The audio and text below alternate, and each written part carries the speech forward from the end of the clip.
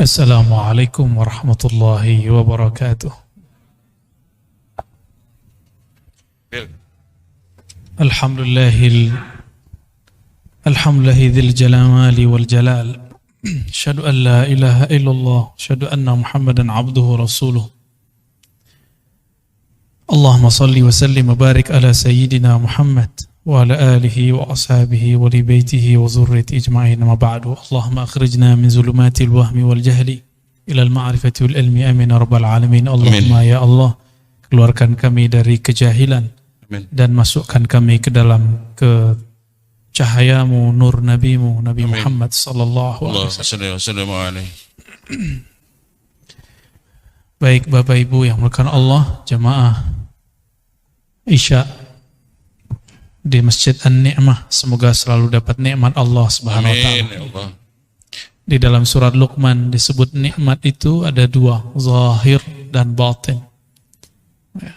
Maka nikmat zahir, badan yang sehat, dompet yang ada isinya, punya tempat tinggal, punya kendaraan, punya pasangan, punya anak, punya kawan, itu zahir. Punya kerjaan, semuanya itu zahir. Adapun nikmat yang batin, ketika kalbu berkawan dengan Allah Subhanahu wa taala. Ketika kalbu selalu berkiblat kepadanya, maka setiap kalbu menjauh darinya, itulah siksaannya. Itu yang disebut dalam Al-Quran ma'isyatan dongka. Orang-orang yang berpaling dari mengingat Allah, maka Allah jadikan baginya ma'isyah. Ma'isyah itu hidup, tempat hidup, waktu hidup. Jadi dua, tempat dan waktu. Jadi waktunya dalam hidup, tempatnya dalam hidup, dongka. Dongka artinya sempit. Ya.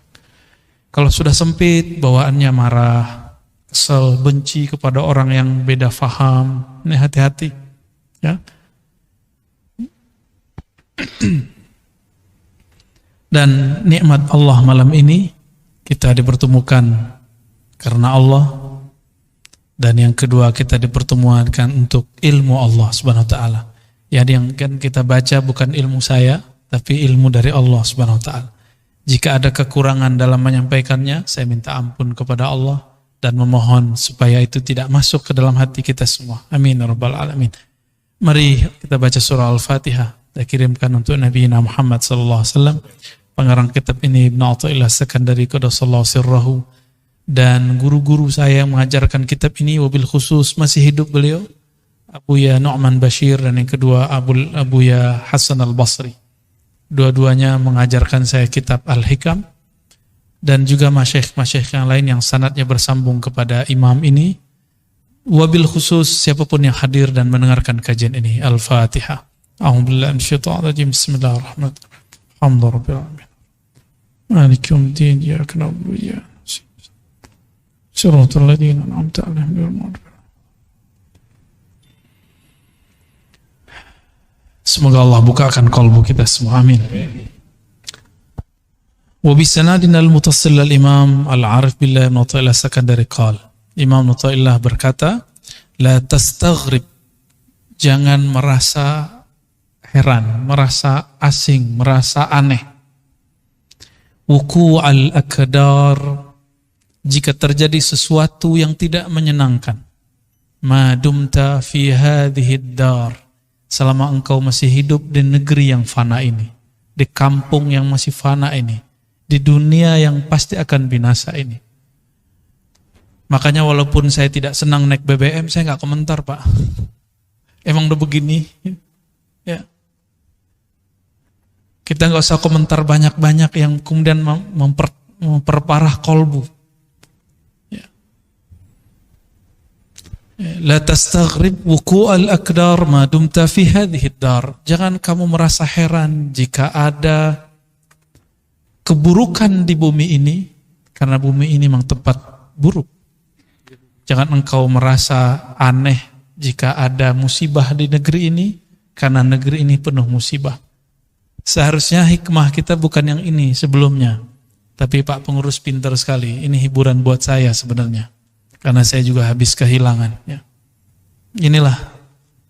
Ya sunatullahnya begitu. Ada yang dipanggil lebih awal, ada yang dipanggil nanti. Ya. Ada yang malam ini, ada yang besok lagi.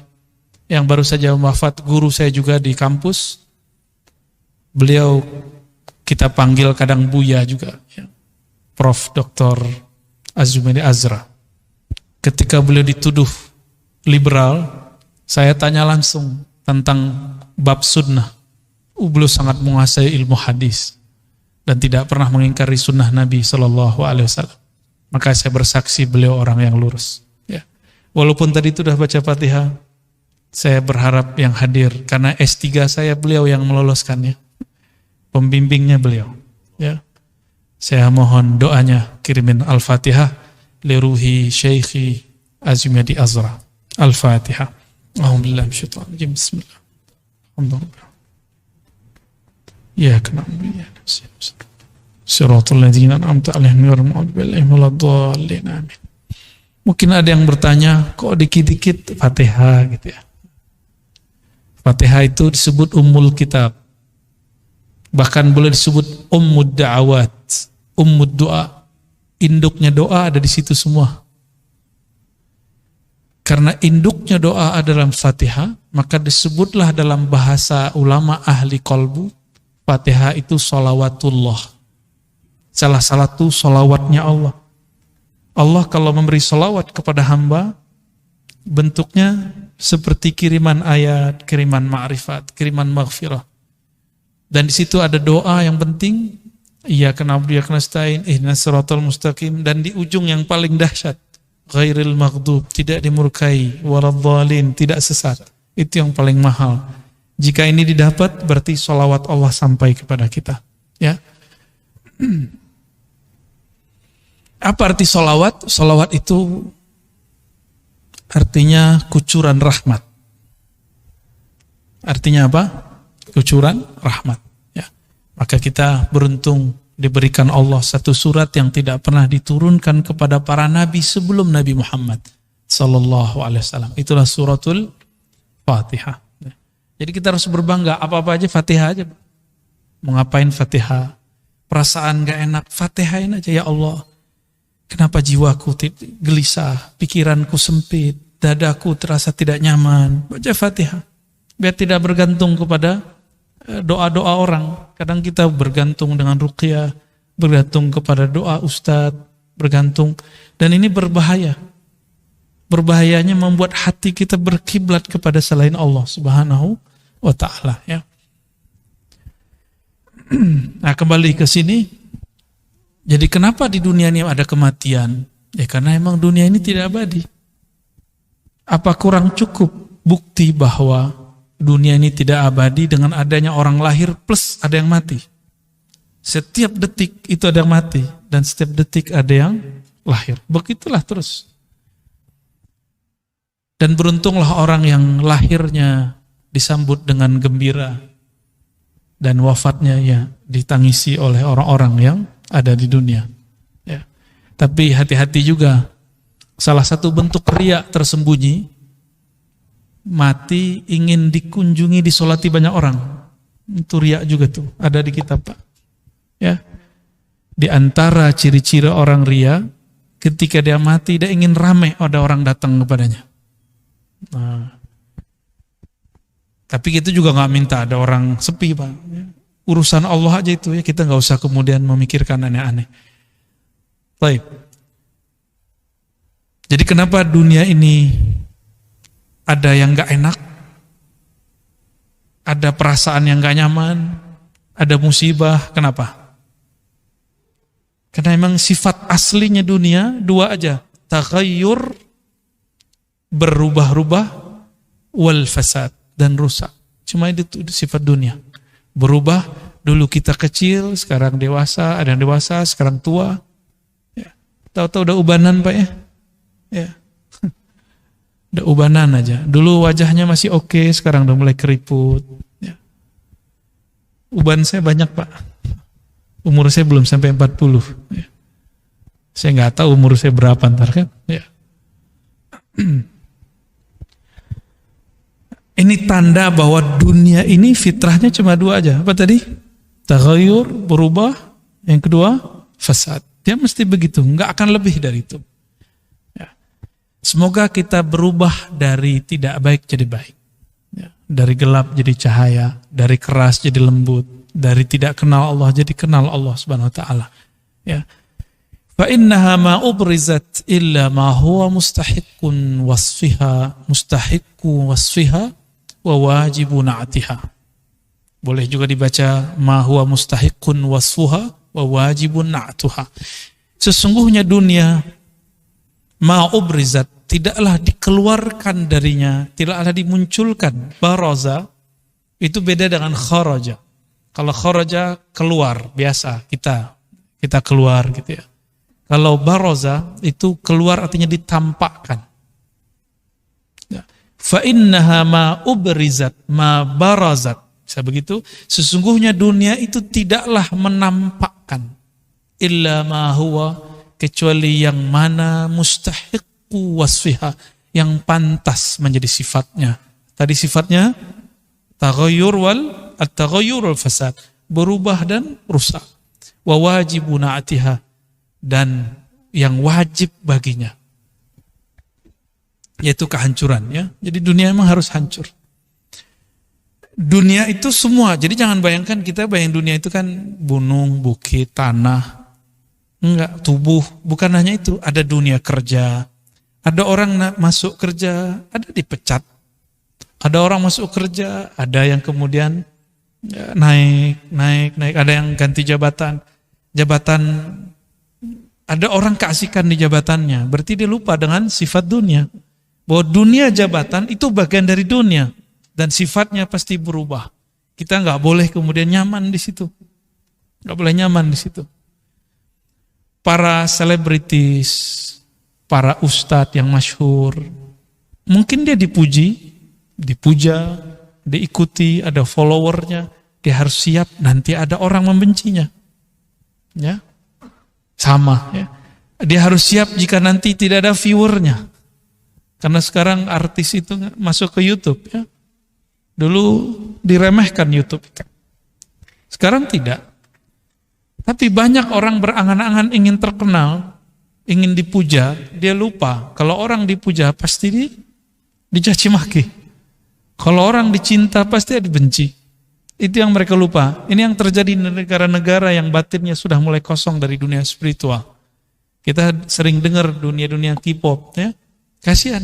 Itu setiap hari hampir ada yang bunuh diri. Padahal wajahnya cantik, habis oplas ya. Ya antum bilang oplas ketemu ngelirik juga kok.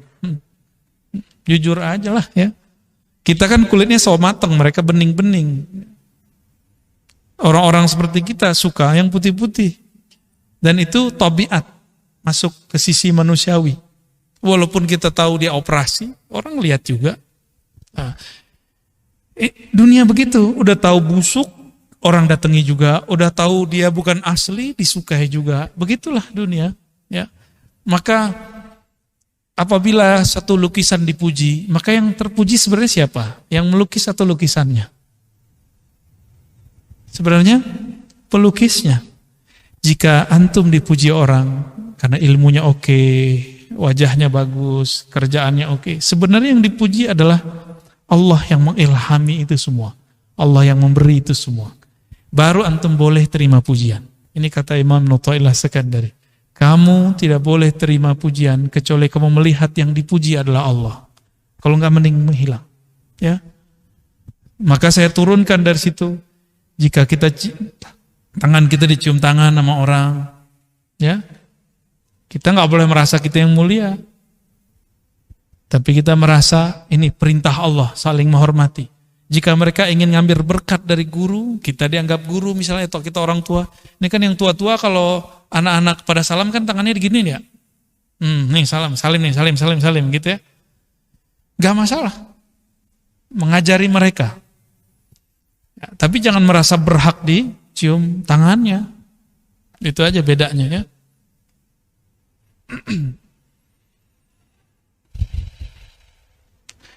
Lalu apa kata beliau? Kata pensyarah ini, nama imamnya Imam Ibn Ajibah. Ya. Imam Ibn Ajibah mengatakan, Beda orang awam dengan orang arif. Orang awam yang Islamnya hanya ingin yang indah-indah, dengan arif yang mengenal Allah, yang tahu seluk-beluk agama ini. Meskipun gak bisa baca kitab, semoga yang hadir malam ini tergolong arif. Amin. Ya, walaupun gak bisa nerjemah Quran, ya gak apa salah. Nanti gak ditanya kok Pak, bisa gramatikal bahasa Arab gak dikubur, gak ditanya. Ya, yang ditanya, kamu kenal Allah tidak? Ya, man rabbuk, siapa Rabbmu? Apa kata beliau? Min adabil arif. Ciri-ciri orang arif, orang yang bermakrifat, beda dengan orang awam. Allah yastaghrib syai'an min tajalliyatil haqq. Tidak pernah merasa aneh, tidak pernah merasa sulit menerima apapun yang Allah tajallikan, yang Allah tampakkan, yang Allah mau. Ya. Anak saya diambil Allah, kan Allah yang mau Pak. Apalagi nih kejadian kita, guru saya diambil Allah. Apa saja. Ada yang dikasih, ada yang diberi, ada yang lahir, ada yang mati. Begitu terus. Kita nggak bisa menahan sama sekali takdir Allah Subhanahu Wa Taala. Nah, orang yang masih merasa aneh, berarti dia orang yang awam. Nah, saya sering menjelaskan dulu, ada namanya Jamal, ada Jalal. Masih ingat? Ada Jamal, ada Jalal. Masih ingat gak? Saya ulangin ya. Jamal, keindahan Allah, kebaikan-kebaikan Allah. Sedangkan Jalal, keindahan Allah tapi dalam ketegasannya. Kalau Jamal, keindahan Allah dalam kelembutannya. Nah, kita ulangi terjemahannya ya. Kalau Jamal, Jalal secara harfiah, Jamal indah, Jalal mulia.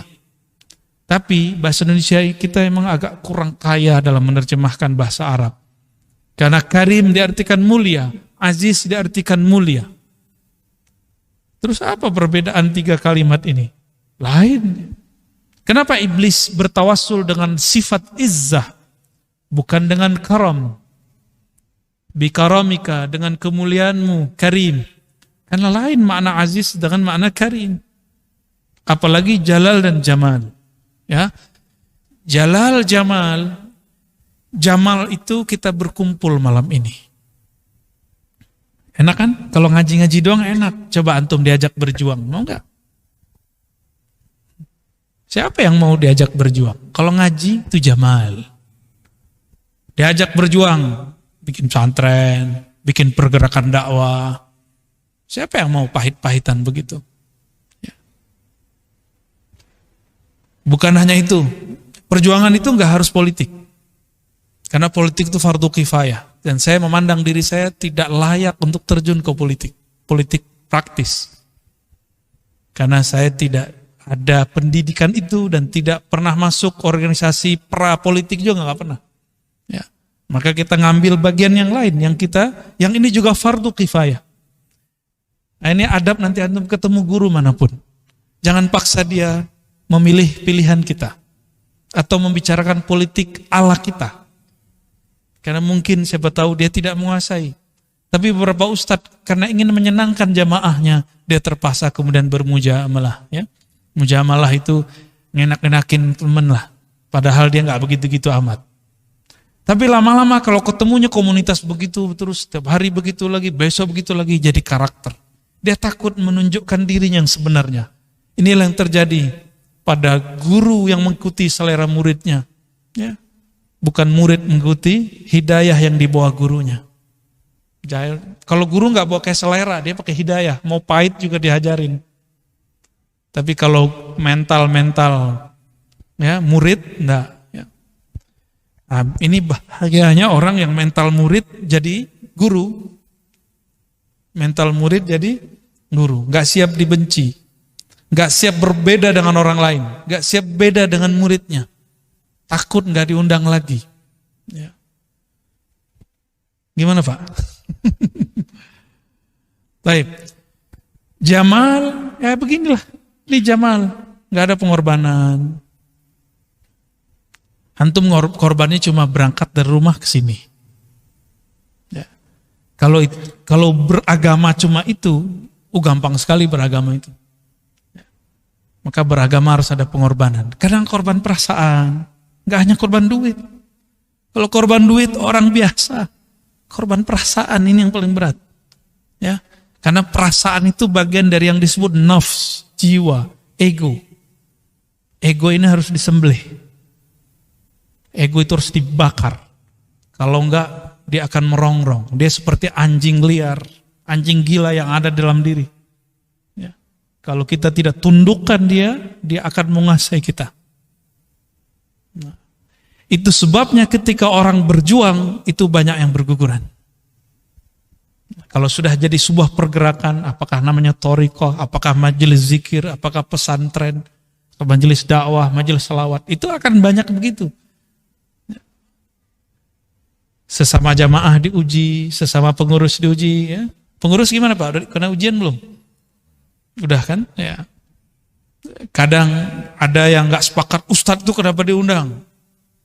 Nah nanti begitu juga. Ya, siap-siap namanya berjuang. Orang berjuang harus berkorban. Ya. Nah, itu namanya jalal. Jalal itu ketika menemukan sesuatu yang jiwa kita bilang gak enak, tapi ruh kita bilang itu enak. Itu kemerdekaan dia. Jadi kapan ruh kita yang merdeka? Jika jiwa ini merana. Jika jiwa kemudian disudutkan terus, jiwa kemudian dididik terus sampai kemudian dia menjadi patuh kepada ruh. Baru ruh kita merdeka. Inilah yang disebut al-insan al-kamil, manusia yang sempurna. Dan itulah Rasulullah sallallahu alaihi wasallam.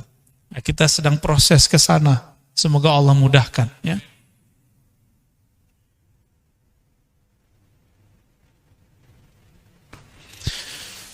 Jadi kalau jamal apa tadi? Keindahan Allah dalam kelembutannya, takdir-takdir yang indah, ya. Menikah itu takdir yang indah. Benar, ya. Tapi hidup seret takdirnya indah gak? Enggak indah.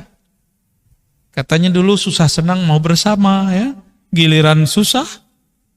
Nah, maka siapa yang sedang mengalami itu ingat-ingat. Ya. Apa saja.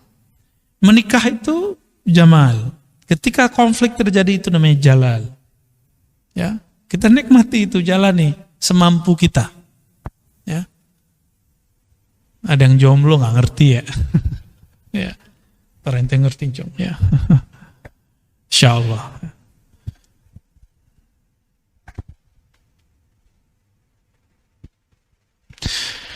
Semua itu cara Allah mengenalkan dirinya.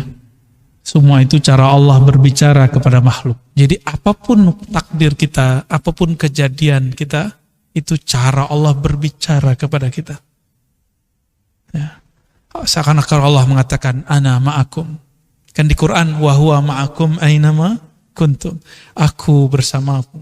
Dia bersamamu. Dimanapun kamu berada, kapanpun kamu berada. Jadi saat senang, jangan lupa.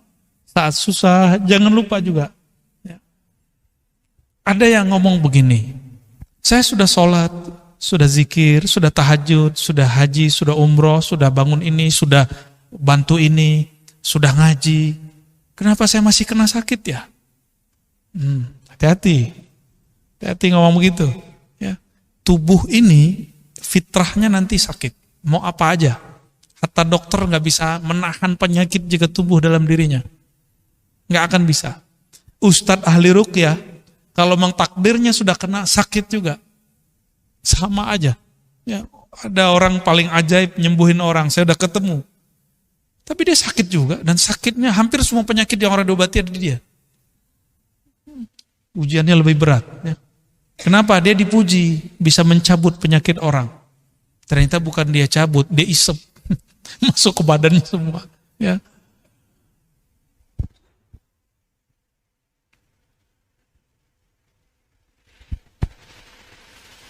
Maka adalah sebuah riwayat yang menyebutkan ayuhan nas.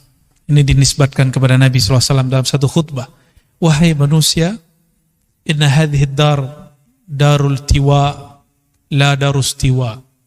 Wahai manusia, ini bumi, ini dunia adalah negeri yang penuh kerusakan, bukan negeri tempat istiwa, tempat kamu tinggal. Ya, maka Nabi kita sering dengar dari kecil ya, kun fid dunya ka'annaka gharib ya. Dulu seingat saya Zainuddin MZ tuh sering baca hadis tuh ya.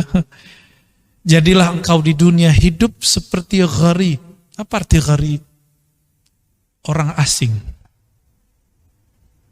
Orang asing yang gak mungkin dia berpikir akan tinggal lama. Enggak antum yang mau keluar, dunia ini ingin mengeluarkan kita. Kita gak mau keluar nih. Dunia ini yang mengeluarkan kita sudah. Ya.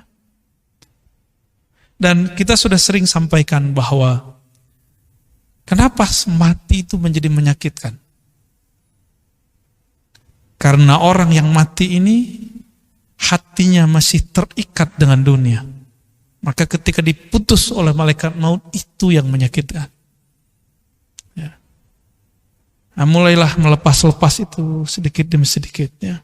Bukan melepas hidup dunianya, bukan melepas kalau kita diberi kemewahan oleh Allah, nikmat, bukan itu.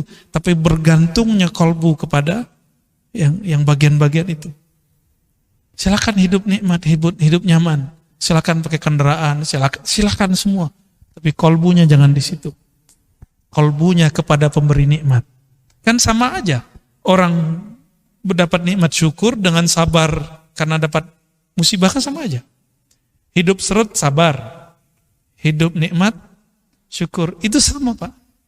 At-ta'imus syakir kas-sa'imus sabir.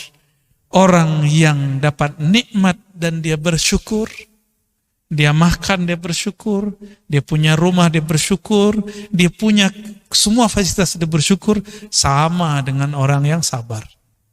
Yang dia sabar saat dapat musibah. Sama aja. Kan sama-sama aja sebenarnya.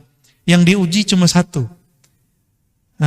Engkau kolbumu berkiblat kepada Allah atau kepada musibah atau sebaliknya nikmat itu. Sama aja. Ya. Maka banyak orang dapat nikmat secara zahir, batinnya sedang disiksa. Dia dapat nikmat zahirnya, tapi batinnya gelisah. Kenapa? Kolbunya tidak bersama Allah. Hidupnya sempit, perasaannya sempit aja. Ya. Ada orang hidupnya terlihat susah, tapi kolbunya selalu bersama Allah. Yang kamil sempurna, apapun keadaannya, dia bersama Allah. Nggak mandang-mandang saat, ya, nggak mandang-mandang saya pengennya yang enak-enak aja deh gitu. Kalau udah ngaji hikam jangan gitu lagi ya. Kenapa? Antum suka nggak suka takdir itu pasti baik buruk, dua-duanya muter. Disuka, dibenci, dapat kebaikan, dapat keburukan, dapat kerja, nggak dapat kerja, dapat nikmat, nggak dapat nikmat. Dua-dua aja muter aja terus. Suka nggak suka pasti terjadi. Maka karena suka tidak suka dia datang, harus siapkan ilmunya. Nah, kalau orang ada menyebut soft skill, ini apa sebutannya ini? Ya, soft skill itu kemampuan skill-skill yang halus dalam diri. Ini lebih dari itu, Pak. Lebih halus dari itu. Kalau orang-orang menyebut ada supranatural, apalagi? Nah, kalau ilmu ini supernatural, ya, barangkali kalau diistilahin ya.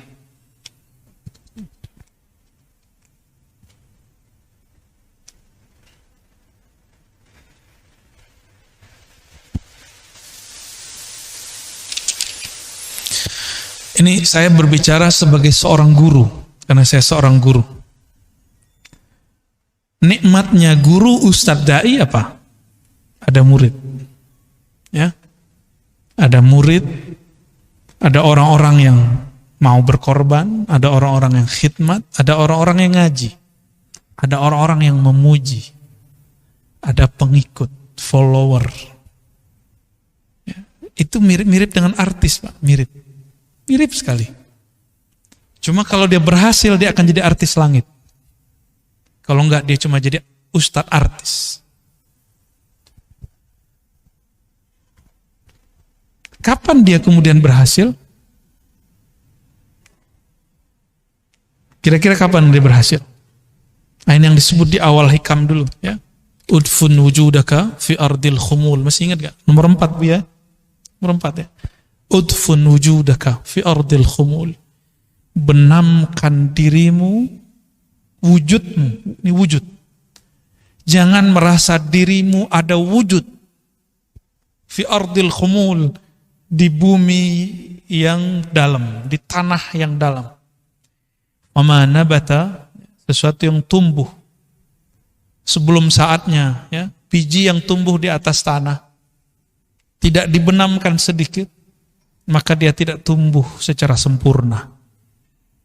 Coba lihat biji padi, biji jagung, dibiarkan bergeletak, dia masyhur kelihatan, ya, tidak ditekan. Nah, menekan itulah yang disebut membakar ego.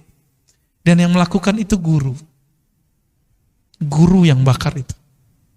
Maka seorang da'i, ini pesan saya untuk diri saya sendiri dan siapapun yang menjadi da'i atau ustadz. Karena tidak ada namanya komisi pengawas ustadz, nggak ada. Maka carilah guru yang akan mengawasimu. Carilah mursyid yang akan membimbing. Karena di atas langit pasti ada langit, di atas orang berilmu pasti ada yang lebih berilmu lagi. Di atas mursyid ada mursyid lagi. Ya. Kecuali jika rohaninya telah langsung berguru kepada rohaniah Rasulullah SAW. Boleh dia nggak berguru. Ya. Itulah masalahnya ya. Siapa yang begitu ya?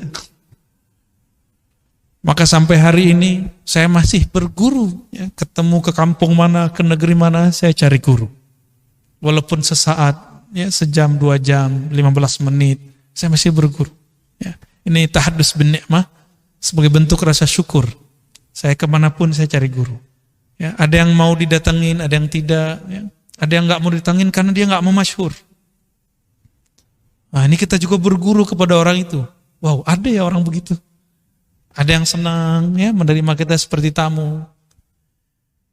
Alhamdulillah. Ya.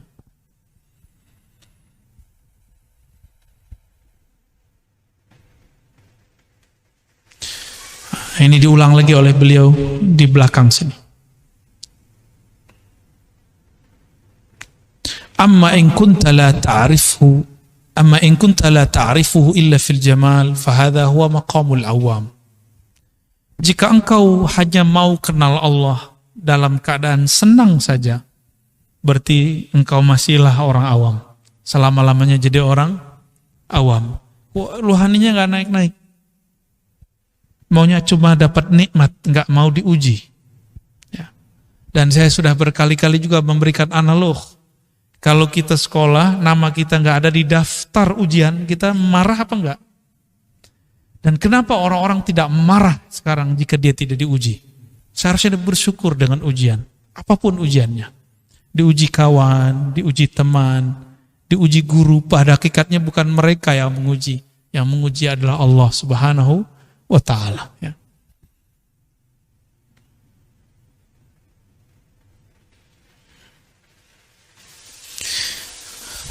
Ada potret 2 orang ibu di dalam Al-Quran, ya, disebutkan di akhir syarah ini. Pertama, Sayyidatuna Maryam, ibunda Maryam. Boleh nggak nyebut Bunda Maryam? Boleh nggak? Apa menyerupai agama sebelah? Bunda. Ya, ada yang ngechat kita, nggak boleh sebut bunda. Itu orang gereja. Ya salam, gereja belum ada di Indonesia, kita orang Indonesia udah nyebut maknya bunda. Ya, jangan kebalik. Oh nggak boleh nyebut Maria. Maria itu bahasa orang kafir. Ente belajar dulu lah bahasa Semit. Bahasa Semit itu ada 3 minimal. Arab, apa lagi? Suryani. Apa lagi? Bahasanya orang Israel apa? Ibrani. Bahkan ini semua induknya ada satu bahasa namanya Aramiyah. Ya. Ada yang mengatakan terpisah. Ini ahli bahasa juga lain. Sekarang bahasa Aramiyah atau Aramaik hanya dikalamkan 3 negeri di Suriah. Ya. Kita udah ketemu kawan kita ada orang Suriah. Saya tanya konfirmasi katanya benar. Hanya 3 kampung. Tapi nggak usah khawatir, Indonesia ini negara paling banyak bahasanya sedunia. Baru Papua Nugini. Papua Nugini itu beda kampung sama kayak Papua, beda kelurahan sudah beda bahasa, Pak. Maka di sana orang lebih banyak berbahasa Indonesia daripada berbahasa kampungnya, karena beda kelurahan, beda kecamatan sudah lain bahasa, ya. Sayyidatuna Maryam atau Bunda Maria sama, ya. Beliau ini ketika dikabarkan dapat anak tapi nggak ada lakinya, nggak ada bapaknya, cuma nanya doang. Saya kan tidak pernah disentuh laki-laki, menikah tidak pernah, disentuh nggak pernah. Mana mungkin saya bisa punya anak? Itu aja protesnya, nggak ada protes yang lain. Protesnya cuma melihat tubuhnya.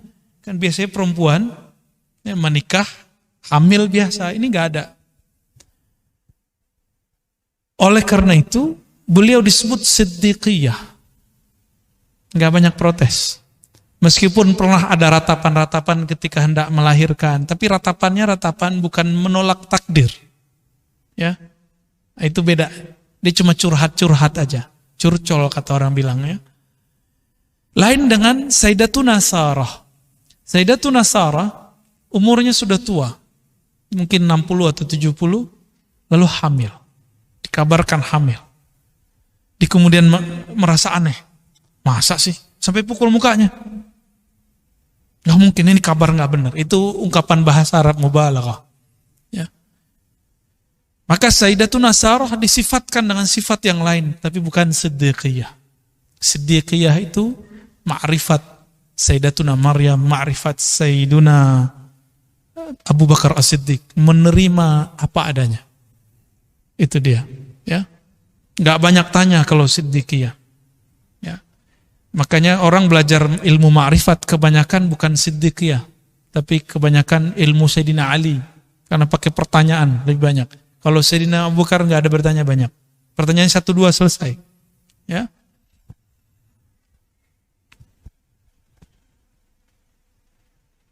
Maka di Quran itu ada pertanyaan dibalikkan kepada Sayyidatuna Sarah. Ata'jabina min amrillah. Apakah kamu merasa takjub, heran dengan kehendak Allah Subhanahu wa taala, ya. Baik, ini hikmah malam ini. Mau ditambah? Langsung tanya jawab. Ya, oke, baik. Kita baca lagi lalu tanya jawab. La tastaghrib wuqu' al-aqdar ma dumta fi hadhihi ad-dar. Jangan lagi engkau merasa heran dengan keburukan, perubahan, fana, kehancuran di bumi, karena itu adalah sifat aslinya bumi.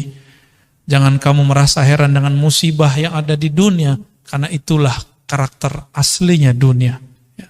Fa innaha ma ubrizat illa ma huwa mustahiqqun wasfuha wa wajibun na'tuha. Karena dunia sifatnya tadi dua, dia akan menampilkan dua-duanya kemanapun engkau memandang, kemanapun engkau melihatnya. Wa ma lillahi baqiya, ditambah dengan kalam Imam Malik. Ini tambahan saya.